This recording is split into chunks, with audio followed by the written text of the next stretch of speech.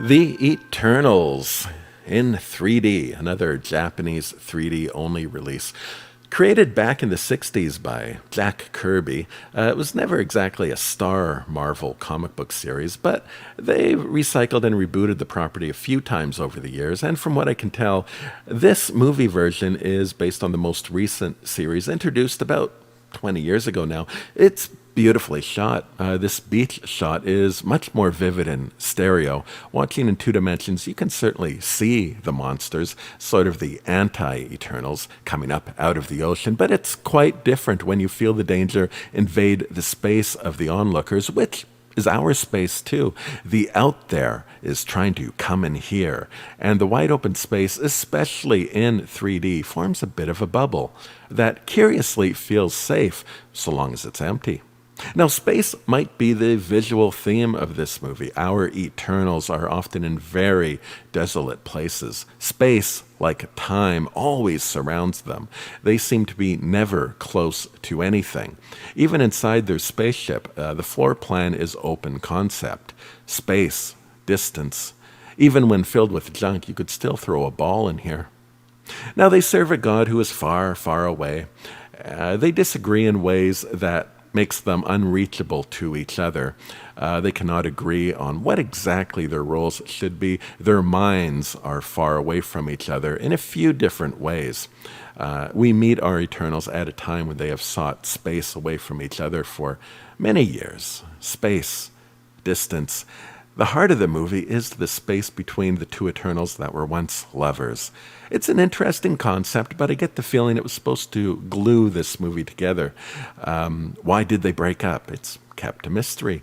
Unfortunately, the relationship presented didn't provide many dynamics. They get married, they like to have sex on the rocks, but the magic of a good romance story is showing change through union. A single person becomes something different when they get involved. Sometimes good, sometimes bad, but here they remain much the same, and the fact that they are a couple is just sort of information.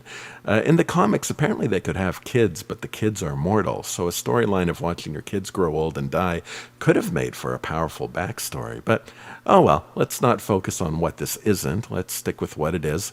Now, the general sparsity of many of the shots helps with the usually very wide 3D, as the background is so distant that it doesn't compete with the foreground for attention. You often have bare skies, drab, simple walls. Even when there are trees, they're dark and are largely make for a greenish-gray canvas that doesn't distract. This movie takes place in a Gnostic worldview. And really, all superhero comics are somewhat Gnostic, but this movie is a bit more on the nose than most. Now, if you don't know what Gnosticism is, well, this movie makes a good overview of the concept. God is the cookie monster, and you're the cookie. And the only way out of the cookie jar is to evolve your consciousness out of it with the help of your friendly neighborhood spirit guide. And the guides are smart, evolved, not human, but they take pity on the humans. And it's a pantheon idea, I guess. In years gone by, it used to be a religion with a variety of small g gods. They have the inside scoop on things, and they want to help you become as evolved and smart as they are, so you can escape that cookie jar, often suggesting you're already well on your way with many past lives behind you. Though this movie doesn't touch on the reincarnation thing, at least so far as I could tell. Now, back to the movie, we take a very pleasant visit in a university with a fantastic 3D view of a big skeleton on the roof. Now, it goes beyond just showing the point of view. You can really see inside those bones. Now, here we are treated to multiple portraits of Darwin that are prominently displayed in a couple of shots. Now, you see, as with Gnosticism, evolving humanity is the secret rogue mission of the Eternals, nudging them out of the cookie jar.